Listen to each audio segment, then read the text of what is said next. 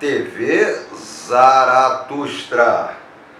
Hoje esse fantástico livro, Nietzsche Pessoa,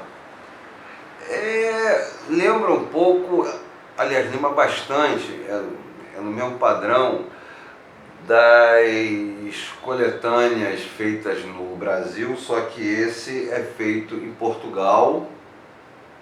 A nata da pesquisa em Nietzsche em Portugal, organização de Bartholomew Ryan, um filósofo irlandês especialista em Nietzsche, Fernando Pessoa, que vive em Portugal, Marta Faustino e Antônio Cardiello, que eu já acho que já li uns fragmentos dele. Nós vamos ler o fantástico ensaio do Eduardo Lourenço, Nietzsche e Pessoa. A relação entre Nietzsche e Pessoa, que é muito mais próxima do que eu imaginava.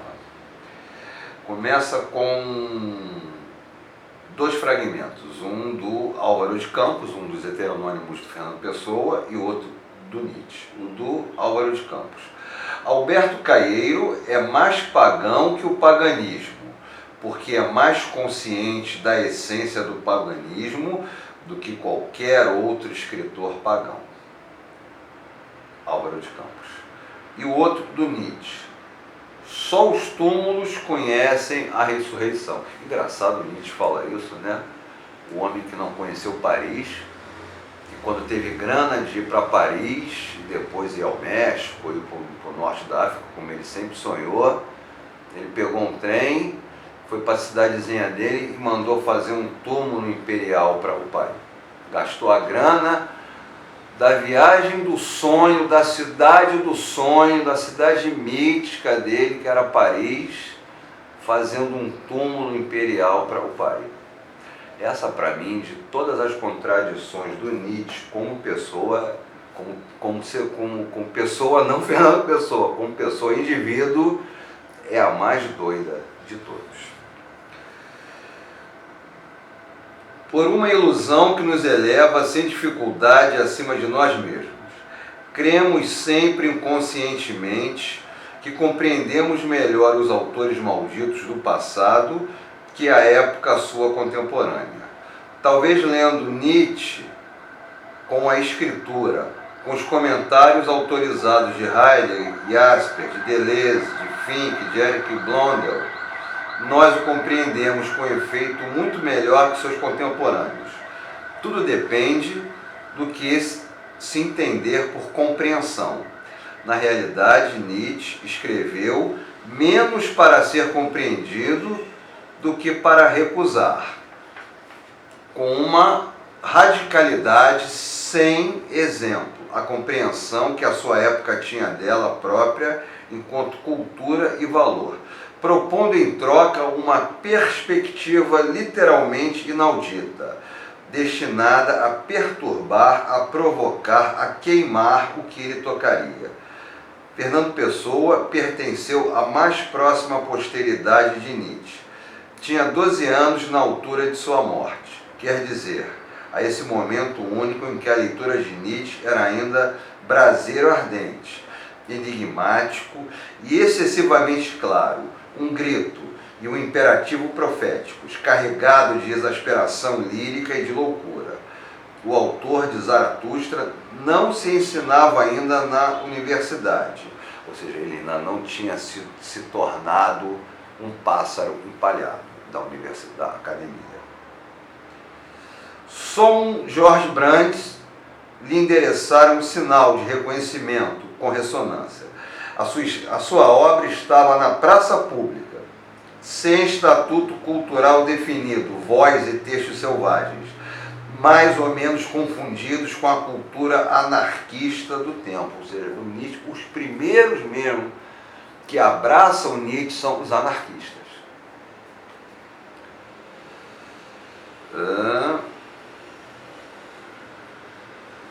A sua consagração filosófica, ou pelo menos o seu estatuto de pensador, só se tornarão visíveis durante o curso mesmo da vida de Pessoa, sobretudo no fim do seu percurso. Compreende-se assim o encontro de pessoa com a obra de Nietzsche, em nossa opinião capital, mas cuja intensidade, duração e sentido não são fáceis de apreender.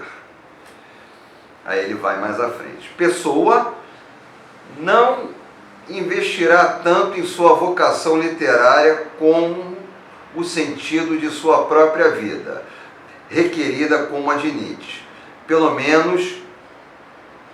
pelo mesmo combate cultural onde se jogava o futuro da aventura espiritual do Ocidente.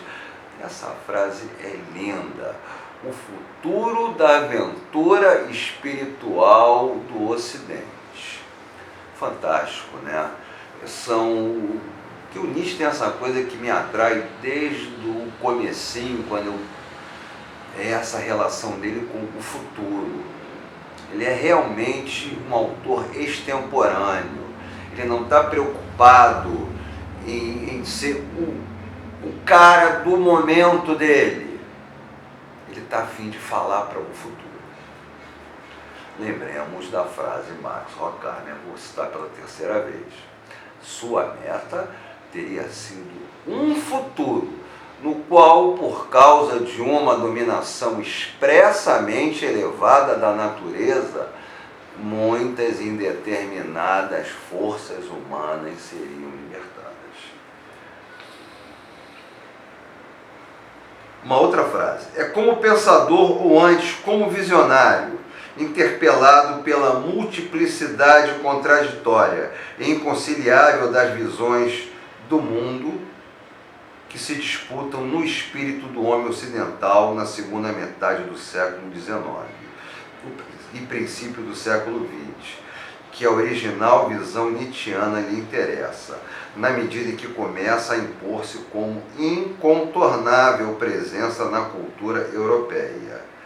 Com efeito, na altura em que a grande sombra de Nietzsche irrompe na cultura ibérica no fim do século XIX, mas sobretudo após a sua morte em 1900, era difícil escapar ao que o jovem Ortega y Gasset chamava em 1908 de atmosfera tórrida.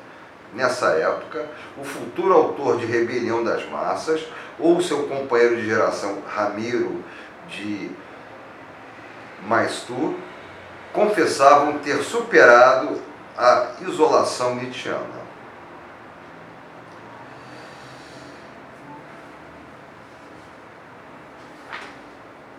Aqui uma outra frase maravilhosa. Ele está falando aqui que um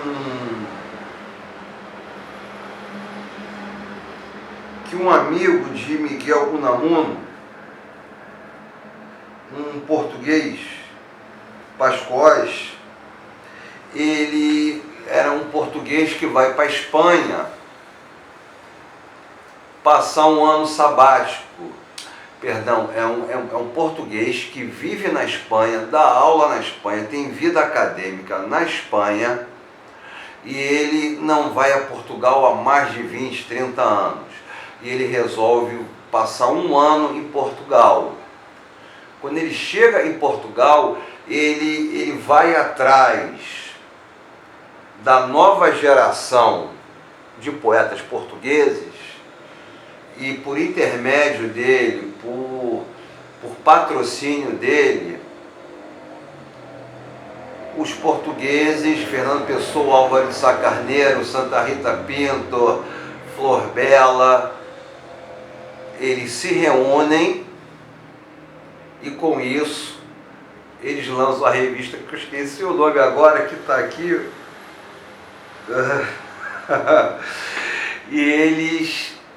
e com isso começa o modernismo português. Então, toda essa galera, deixa eu ver se eu encontro o nome da revista. Não, eu esqueci.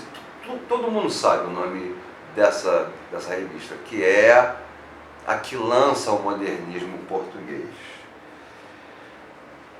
Aí ele vai falar aqui sobre esses jovens. Estes jovens dandes do pensamento ou da literatura encontravam na doutrina do Übermensch a justificação da superioridade social e intelectual, de par com a caução superior do seu papel de reformadores ou profetas de um mundo novo, ideal, que Nietzsche havia expresso com o seu combate por uma transmutação de todos os valores. Único remédio, segundo ele, contra uma civilização esgotada e decadente, de que a moderna cultura positivista fragmentada e a velha moral cristã esvaziada, até de sua antiga energia repressiva, constituíam a armadura. A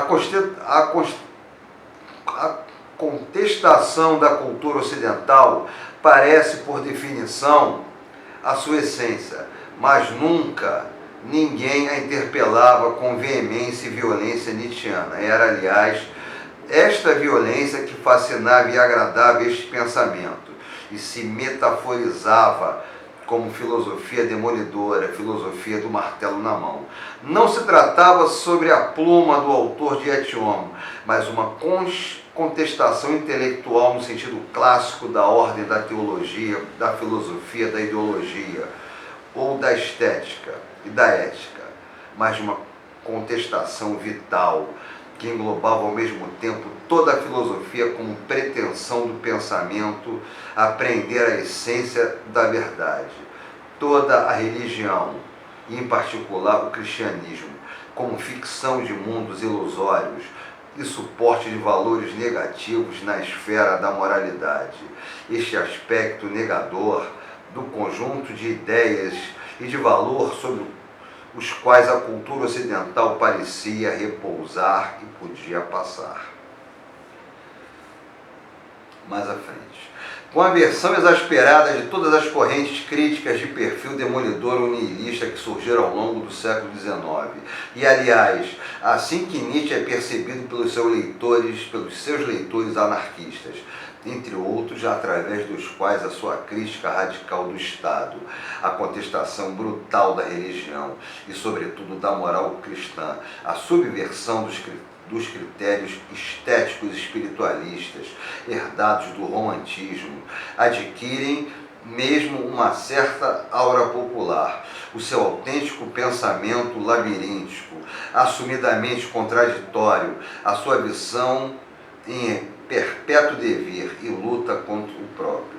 Nietzsche é o mestre dos que sabem pensar contra eles mesmos. E estes, simples título irredutível a um só Nietzsche, mas a uma virtualidade dele como pessoa será poeticamente. Não impedem, todavia, que exemplifiquem e encarnem uma visão da existência e uma versão do trágico realmente nova, feita da aceitação sem condições da vida, com vontade indiferente ao pensamento, ou antes, a finalidade consoladora que a vida só pode dar através de um pensamento idealizante, fabricador de mentiras nobres, de que a filosofia e a moral são expressão acabada. Como é sabido, sob a máscara afirmativa e heróica de Nietzsche, esconde-se do seu educador Schopenhauer, com a sua ideia de vida como pura vontade, energia cega, sem finalidade transcendente, de nenhuma espécie, sobretudo a sua crítica da representação como lugar, cena em que nos julgamos aceder a uma verdade cujo conteúdo real é mentira e ilusão. Mentira e ilusão só na arte se tornam verdade e vivência sensível à sublimação da própria ilusão. De uma vitória e de uma vida cada vez mais alta, pelo esforço de superação permanente de ceder ao que dentro da vida rebaixa a vida, como paixão ou piedade, como formas de existência ressentida, humilhada diante de si mesmo. Cara, fantástico, né, cara? Eram jovens que tinham uma visão do Nietzsche muito mais subversiva que nós temos hoje. Parece que a coisa foi sedada, foi sendo sedada com o tempo. Esse Nietzsche desses jovens dantes, que se reúnem em torno dessa revista, que eu vou ver o nome depois e no próximo vídeo eu trago, que não acabou aqui, Eduardo Lourenço, eles tinham uma visão, uma interpretação muito mais poderosa de recriação da civilização ocidental, como remédio, como antídoto de uma civilização doente e decadente. Hoje em dia não, hoje em dia as pessoas estudam Nietzsche para fazer um mestradinho, para fazer uma defesa de tese de doutoramento, e aí vão lá, defendem, vão para o bar, bebem, pegam o Uber, voltam para casa, ligam o ar-condicionado com seu telefone. Não é essa visão potente, subversiva que esses jovens há cento e pouquinhos anos atrás tinham. Um Nietzsche muito mais poderoso, um Nietzsche ainda não empalhado pela academia, um Nietzsche que não era ainda vendido em revistas, em bancas de jornal, popularizando, vulgarizando ou não. É um tesão isso, né? Pensar como que esses jovens respiravam Nietzsche. Essa é a TV Zaratustra, terminamos aqui o bloco 1 de Eduardo Lourenço.